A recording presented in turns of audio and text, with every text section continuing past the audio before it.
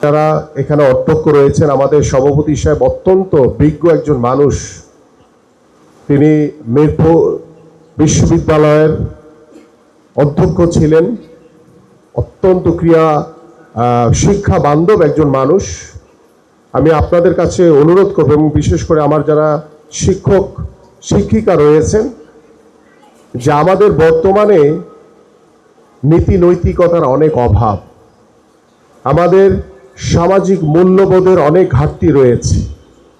আপনারা আপনাদের যে প্রতিদিনের যে ক্লাস নেন, যে রুটিন মাফিক যে পড়াশোনাগুলো করান, প্রত্যেকটি সেশনের আগে আমি আপনাদের কাছে অনুরোধ করব যে 5 মিনিট হলেও আমাদের নৈতিক শিক্ষাটি আমাদের সন্তানদেরকে দিবেন।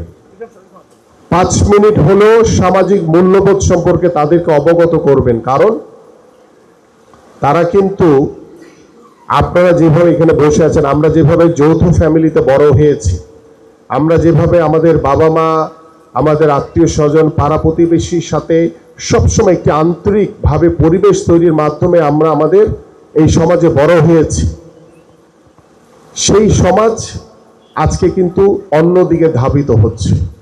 এজন্য আমি আপনাদের মাধ্যমে আহ্বান করব যে আপনারা আপনাদের এই সন্তান সমতুল্য যারা শিক্ষার্থী রয়েছে, তাদের উদ্দেশ্যে নীতি নৈতিকতার যে শিক্ষা, সামাজিক মূল্যবোধের যে শিক্ষা, সেই শিক্ষাটুকু আপনারা প্রদান করবেন। কারণ আমি পড়াশোনা করে অনেক বড় হলাম, আমি পড়াশোনা করে সমাজে অনেক বড় চাকরি করছি, কিন্তু আমার ভিতরে যদি স্বশিক্ষা বা নীতি নৈতিকতা, সামাজিক মূল্যবোধ না থাকে, এই শিক্ষার কোনো দাম থাকবে না।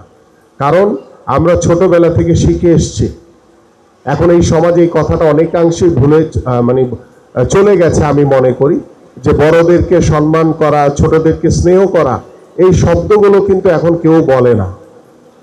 তাই আমি আপনাদের মাধ্যমে আমি শিক্ষার্থী এবং আমাদের যারা অভিভাবক রয়েছেন তাদের উদ্দেশ্যে বলবো, কারণ এই কোমলমতি শিক্ষার্থীরা টিচারদের কাছ থেকে যা শিখবে, তারা কিন্তু সেই তার পরিবার, তার বাবা মার কাছে গিয়ে কিন্তু সেটা বলবে। যদি বাবা মাও কোনো ভুল করে, তখন ওই শিক্ষার্থী কিন্তু তার বাবা মার ভুলটি ধরিয়ে দিতে পারবে।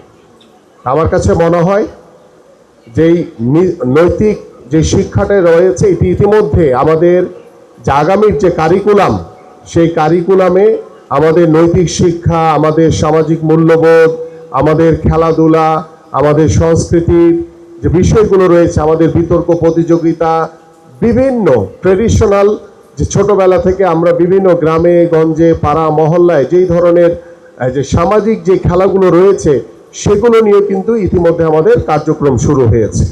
এবং আপনাদের জন্য নতুন একটি ভালো